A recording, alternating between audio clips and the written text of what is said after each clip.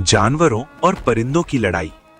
एक दफा का जिक्र है कि एक खूबसूरत और सरसब्ज जंगल था। ऊंचे ऊंचे दरख्त आसमान से बातें करते थे। इन दरख्तों पर तरह तरह के परिंदे रहते थे, कबूतर, तोते, चिड़ियां और कौवे। जमीन पर शेर, हाथी, हिरन, भालू और दूसरे जानवर सुकून से जिंदगी गुजारते थे। जंगल में हर तरफ अमन, इत्मीनान और हम आहंगी थी। एक दिन कुछ जानवरों के दिलों में नफरत और गलत फहमी पैदा हो गई। शेर ने गुस्से में कहा, ये दरख्त हमारी जमीन पर हैं, मगर परिंदे बहुत शोर मचाते हैं, हमें चैन से रहने नहीं देते। हाथी ने भी हामी भर दी और बोला, हाँ, इन्हें यहां से चले जाना चाहिए।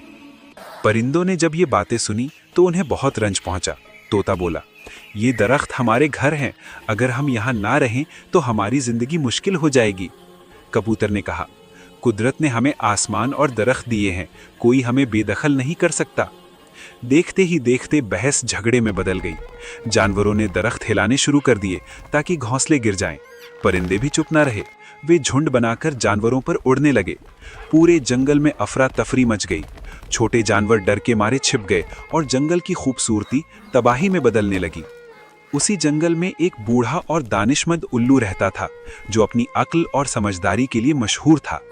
जब उसने ये हालात देखे तो उसने सबको एक पुराने बरगद के दरख्त के नीचे जमा किया। उल्लू ने गहरी और पुरअसर आवाज में कहा, सोचो, अगर परिंदे उड़ जाएं और जानवर जंगल छोड़ दें तो क्या ये जंगल बाकी रहेगा? सब खामोश हो गए।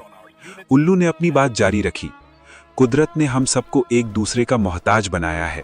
परिंदे कीड़े मकोड़े खाकर जंगल की हिफाजत करते हैं और जानवर बीज फैलाकर इसे जिंदा रखते हैं। अगर हम लड़ते रहेंगे तो नुकसान सिर्फ हमारा होगा। उल्लू की बातें दिलों में उतर गईं। जानवरों और परिंदों को अपनी गलती का एहसास हुआ। सबने एक दूसरे से माफी मांगी और वादा किया कि आगे से मोहब्बत और इत्तेहाद से रहेंगे। कुछ ही दिनों में जंगल फिर से आबाद और खुशहाल हो गया। दरख्तों पर चहचहाहट लौट आई और जमीन पर जानवर